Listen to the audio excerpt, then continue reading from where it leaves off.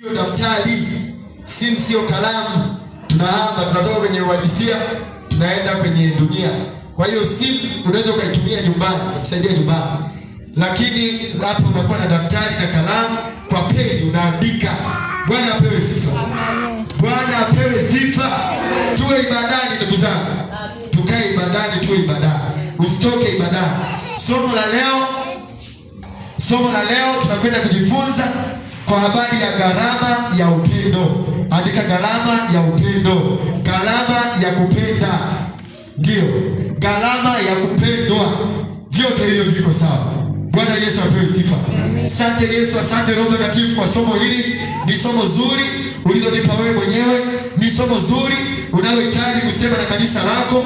Ni somo zuri unalohitaji kusema na watu hawa kwa habari ya gharama ya kupenda, kwa habari ya gharama ya upendo, kwa habari ya gharama ya kupendwa, kwa habari ya gharama ya kupenda, kwa habari ya gharama ya upendo. Ninaomba Roho Mtakatifu ukanitumie sawa sawa na mapenzi ya Yesu Kristo, ili niyasemayo hapa yafanyike kuwa ushuhuda katika siku ya hukumu mbele ya kiti cha enzi, ili niyasemayo hapa yafanyike kuwa baraka katikati ya watumwa wako hawa, katikati ya watumishi wako hawa, katikati ya kanisa hili. Bwana Yesu, uketie mahali pa juu palipoinuka, na kukabidhi madhabahu hii, na kukabidhi kinywa changu, na kukabidhi mawazo yangu, na kukabidhi akili yangu. Roho Mtakatifu ukaniongoze kwa nguvu na uweza na upendo ambao Yesu Mtakatifu, ambaye Yesu aliye hai, yeye aliyempakwa mafuta wa Mungu aliye hai, akanitumie na kuniongoza katika jina la Yesu.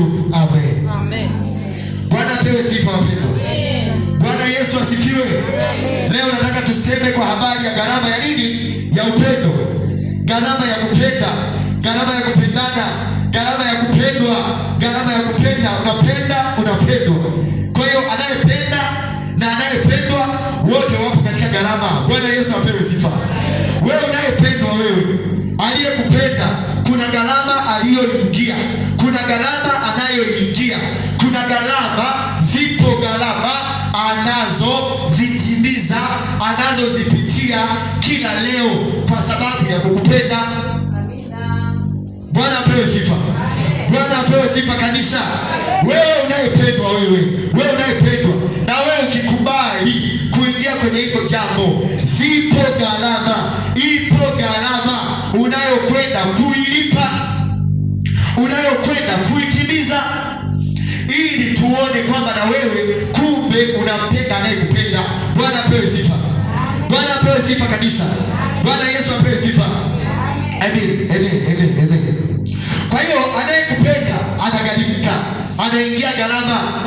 Bwana Yesu asifiwe. Anayekupenda anaingia nini? Gharama. Bwana Yesu apewe sifa. Wewe ukikubali huyo aliyekupenda, ukaingia katika huo upendo, na wewe unaingia kwenye nini? Kwenye gharama. Unaweza kuchukulia mfano wa mke na mume.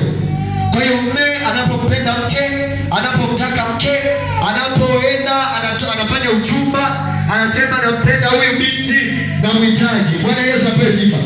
Jamani, tunaenda pamoja katika hili somo. Wewe unayeandika, umeandika kichwa cha somo. Bwana Yesu apewe sifa. Bwana Yesu apewe sifa.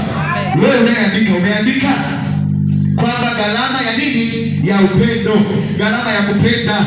Bwana Yesu asifiwe. Bwana Yesu asifiwe. Bwana Yesu asifiwe. Amen.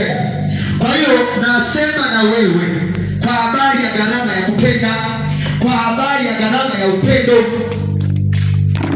Kwa hiyo unielewe, anayependa na anayependwa wote wanafanyaje? Wanaingia kwenye gharama. Sio anayependa tu. Leo hii maisha ya leo, anayependa ndo anaonekana anataka kugharamika. Anayependwa hagharamiki yeye. Bwana Yesu asifiwe. Mume anatafuta, si ndio? Anatafuta